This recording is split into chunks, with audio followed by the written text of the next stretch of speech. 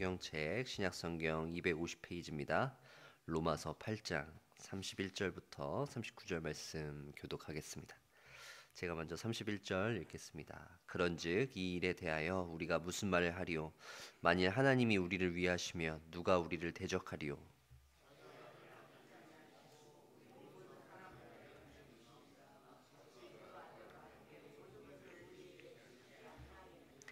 누가 능히 하나님께서 택하신 자들을 고발하리요? 의롭다 하신 이는 하나님이시니.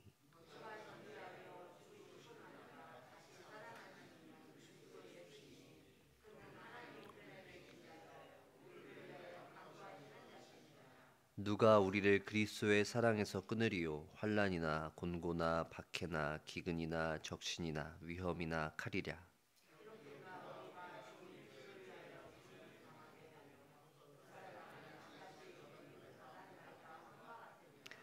그러나 이 모든 일에 우리를 사랑하시는 이로 말미암아 우리가 넉넉히 이기느니라.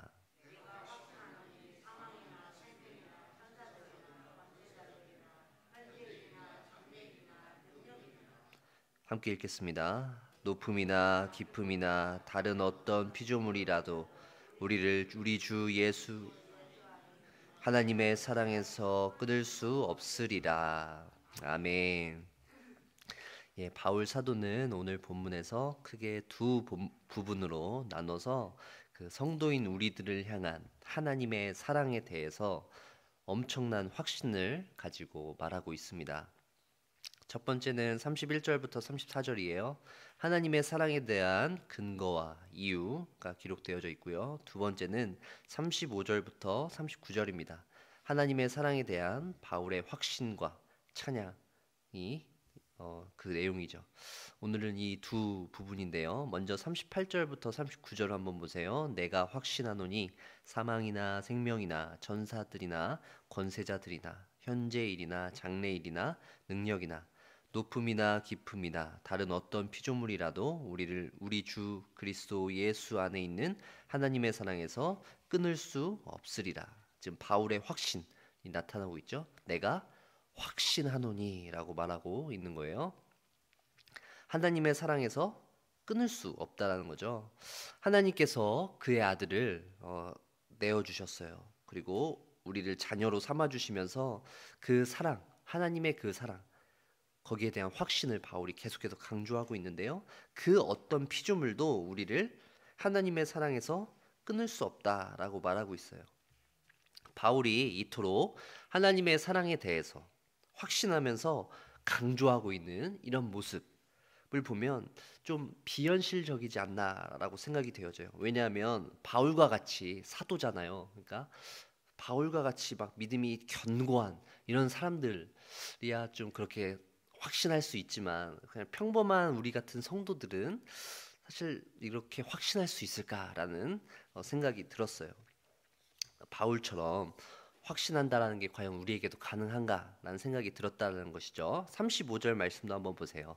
누가 우리를 그리스도의 사랑에서 끊으리요? 환난이나 곤고나 박해나 기근이나 적신이나 위험이나 칼이라. 환난 그리고 곤고, 막 박해, 기근 이런 위험들, 고난들이 우리에게 찾아올 때 우리는 여전히 그 가운데서도 하나님께서 날 사랑하셔 이렇게 확신할 수 있을까요? 초대교회 성도들이 겪고 있었던 어려움들을 한번 생각해 보세요. 그들의 힘과 능력으로는 도저히 해결할 수 없을 것과 같은 일들이 벌어졌던 것이죠. 환란이 찾아왔어요. 박해가 찾아왔습니다. 예수님을 믿게 되면 당장 이 사회에서 생활할 수 없도록 사회적으로 소외를 시키는 거예요. 왕따를 시키는 거죠. 그런 어려움들이 찾아왔을 때 그들이 여전히 그 가운데서 하나님의 사랑을 확신할 수 있었냐라는 거예요. 극심한 고통이 찾아오죠. 스트레스가 찾아옵니다.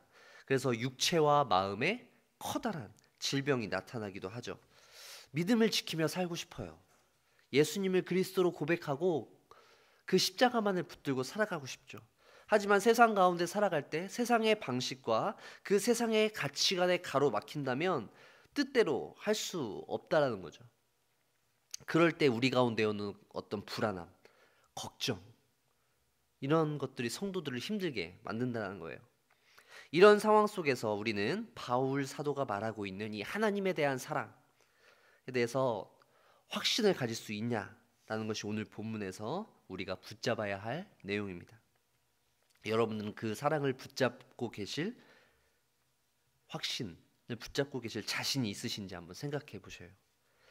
여러분의 삶을 송두리째로 흔들 만한 어려움들이 찾아옵니다. 환란이 찾아올 수 있고 공고가 찾아올 수 있고요. 박해할 수도 있고 기근이 찾아올 수도 있습니다. 여러분들을 어렵게 만드는 어떤 육체적인 질병이 찾아올 수도 있죠.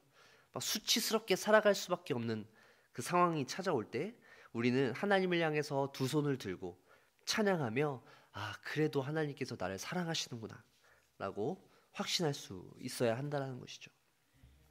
어떻게 우리가 확신할 수 있을까요? 안타깝게도 우리 성도들의 삶을 살다 보면 항상 좀 이렇게 우리를 어렵게 만든 상황들이 많이 있는 것 같아요. 초대교회 성도들도 그렇고 오늘날 우리에게도 마찬가지죠. 평안함 그리고 안전함보다는 항상 이 성도들을 불안하게 만드는 일들이 너무나 많이 있다는 것이죠. 그 가운데에서 우리가 믿음을 지키며 산다라는 것, 그것은 참 이 세상을 살아갈 때 우리의 목숨을 내어놓는 것처럼 그렇게 힘든 삶이라는 거예요. 36절 말씀도 한번 보세요. 기록된 바 우리가 종일 주를 위하여 죽임을 당하게 되며 도살할 양같이 여김을 받았나이다 함과 같으니라. 시편 44편을 사도 바울이 인용하고 있는데요. 그리스도께서 이 땅에서 당하신 고난을 성도들도 동일하게 짊어질 수밖에 없다라고 하는 현실을 얘기해주고 있는 거죠. 마치 성도들은 이 세상을 살아갈 때 어떠한 모습을 하고 살아가나요? 도살할 양과 같이. 우리는 이 세상을 정복하는 정복자가 아닙니다. 우리는 이 세상 가운데에서 도살할 양과 같이 그리스도께서 걸어가신 그 십자가의 길을 걸어가는 어린 양의 모습을 우리도 할 수밖에 없다는 거죠. 언제든지 세상 사람들은 우리를 그들의 마음대로 처분할 수 있는 도살 직전에 동물처럼 여겨요. 세상 사람들이 볼 때 우리는 아무런 힘과 능력이 없는 사람들인 것이죠. 그들은 우리를 향해서 코웃음을 치며 비웃고 있어요. 싸움의 대상으로 삼지도 않아요. 우리를 적수로 생각하지도 않는다는 거죠. 한참 깔보고 무시합니다. 우리는 그런 사람들과 함께 살을 맞대고 이 세상 가운데 살아나가고 있는 것이죠. 영적 전쟁의 양상을 보면 이것이 동일하게 적용될 수 있어요. 우리가 영적으로 전쟁을 한다라고 할 때 보면은 양쪽이 우리와 우리의 대적들이 싸움을 할 때, 영적인 전쟁을 할 때 굉장히 치열하게 막 이렇게 싸움을 한다기보다는 사실 우리가 굉장히 열세인 상황 가운데 있어요. 다윗과 골리앗의 싸움처럼 이 세상 사람들이 가지고 있는, 이 세상에 우리의 대적들이 가지고 있는 그 영적인 권세는 어떻게 보면 우리를 아주 짓누르고 있다는 것이죠. 하지만 사랑하는 성도 여러분, 우리가 살고 있는 이 세상 가운데, 또 이러한 영적인 현실 가운데에서 우리가 이렇게 일방적으로 열세인 상황 가운데 있다라고 말씀드리는 이유는 그게 영원히 가지 않는다는 거예요. 지금 잠깐은 우리가 약간 열세인 것 같지만 우리를 도우시고 우리와 함께 하시는 예수님께서 우리 가운데 함께하고 계시다는 사실을 잊어서는 안 됩니다. 물론 우리는 지금 이 세상 가운데에서 약간 불리해 보이고 세상 사람들에게 모든 것들을 다 내어주어야 하고 교회이기 때문에 하고 싶은 말이 있더라도 교회라서 좀 참아줘야 되고 이렇게 좀 억울해 보이는 상황 가운데 있지만, 불리해 보이는 상황 가운데 있지만 우리는 불안해해서는 안 되죠. 두려워해서는 안 됩니다. 우리의 대적들은 마치 우리를 도살할 양처럼 여기면서 언제든지 우리를 자신들의 마음대로 요리할 수 있을 것처럼 여겨요. 무시한다는 거죠. 그들의 조롱을 받으며 살아가고 있습니다. 그럼에도 불구하고 성도들은 하나님께서 보여주신 그 사랑을 기억하며 확신을 가지고 살아갈 수 있어야 해요. 때로는 그 사랑이 의심되고 흔들릴 수밖에 없는 일들이 우리 가운데 여전히 벌어질지라도 여전히 우리는 하나님께서 우리를 사랑하신다는 그 사실을 더욱더 확신할 수 있다는 것이죠. 오히려 그런 어려움들이 더욱더 우리가 하나님에게로 가까이 나아갈 수 있는 기회가 된다는 겁니다. 하나님 우리를 사랑하신다면서 도대체 왜 이런 일들을 우리에게 주시는 건가요? 라고 따질 수 있지만 그렇게 계속해서 하나님 앞에 기도하다 보면 우리의 억울한 마음을 가지고 하나님 앞에 나아가다 보면 결국 우리가 맞닥뜨리는 사실이 무엇인가요? 하나님께서 우리를 사랑하고 계신다는 사실을 깨닫게 된다는 것이죠. 우리의 인생의 이런 다양한 어려움들을 통해서 하나님께서는 우리가 더욱더 하나님께 나아오길 원하고 계시고 우리의 모든 삶 속에 있는 어려움들을 통하여서 우리의 욕심들을 내려놓기 원하신다는 거예요. 우리의 인간적인 생각들을 다 내려놓길 원한다는 거죠. 그 당시에는 너무나 고통스럽고 힘이 들어요. 하지만 시간이 지나고 뒤돌아봤을 땐 그 시간을 통해서 내가 하나님 앞에 나아갈 수 있었다라고 고백할 수 있게 된다는 것이죠. 우리 이 시간 37절 말씀 좀 함께 읽어보도록 하겠습니다. 로마서 8장 37절입니다. 그러나 이 모든 일에 우리를 사랑하시는 이로 말미암아 우리가 넉넉히 이기느니라. 아멘. 어떻게 이길 수 있나요? 넉넉히 이길 수 있습니다. 어찌해서 겨우 이길 수 있는 것이 아니라 넉넉히 이길 수 있는 것이죠. 우리가 이렇게 넉넉히 이길 수 있는 이유가 무엇이에요? 우리가 능력이 있어서인가요? 그렇지 않습니다. 우리가 이러한 영적인 전쟁에서 이 세상 가운데 살아가며 승리할 수 있는 이유는 우리의 힘과 능력이 아니라 이미 예수 그리스도께서 십자가 위에서 모든 사망 권세를 무너뜨리시고 십자가에서 거두신 또 부활하심으로 말미암아 거두신 그 승리로 말미암아 우리가 넉넉히 승리할 수 있다는 것이죠. 우리의 대적들은 예수님을 십자가에 못 박으며 승리의 노래를 불렀어요. 자신들이 이겼다고 생각했죠. 하나님의 아들 우리가 십자가에 못 박았다. 하지만 결과는 정반대였어요. 그들은 여자의 후손이신 예수 그리스도의 발 뒤꿈치밖에 상하게 할 수밖에 없었어요. 그리고 오히려 예수님께서는 우리의 대적들의 머리를 상하게 만들었죠. 더 이상 그들이 예수 믿는 사람들을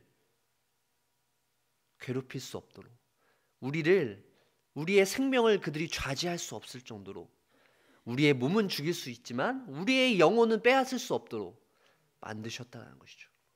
예수님께서는 우리에게 더 이상 죄에게 종노릇하지 않도록 우리는 오직 은혜의 종노릇만을 하실 수 있도록 해주신 것이 예수 그리스도의 사역입니다. 도저히 이길 수 없는 것처럼 보이는 싸움에서 우리는 하나님의 능력으로 승리할 수 있습니다. 이것이 바로 우리가 거두는 넉넉한 승리의 의미입니다. 이길 수 있을 것만 같은 싸움에서 이기는 것, 그것은 당연한 승리라고 할 수 있겠지만 절대로 이길 수 없을 것 같은 싸움, 그러한 전쟁에서 싸우는 것, 그것이 바로 우리가 거둘 수 있는 넉넉한 승리의 정체입니다. 바로 성도들이 거두는 이 영적인 전쟁의 승리는 이런 원리입니다. 우리의 힘으로는 도저히 감당할 수 없는 일이지만 전능하신 하나님의 능력을 의지하며 그분께 모든 것을 맡기며 나아갈 때 승리할 수 있는 싸움입니다. 철저히 그분께 모든 것을 맡기며 성도님들의 영적인 전쟁 가운데 우리가 승리하며 살아갈 수 있는 저와 여러분들 되시길 주의 이름으로 간절히 축원합니다. 기도하겠습니다.